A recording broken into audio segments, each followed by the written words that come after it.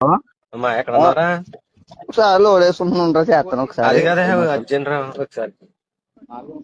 ఎరా అది చెప్పు. వీరవాసంలో యాక్సిడెంట్ అయిందిరా, ఒకసారి రారా.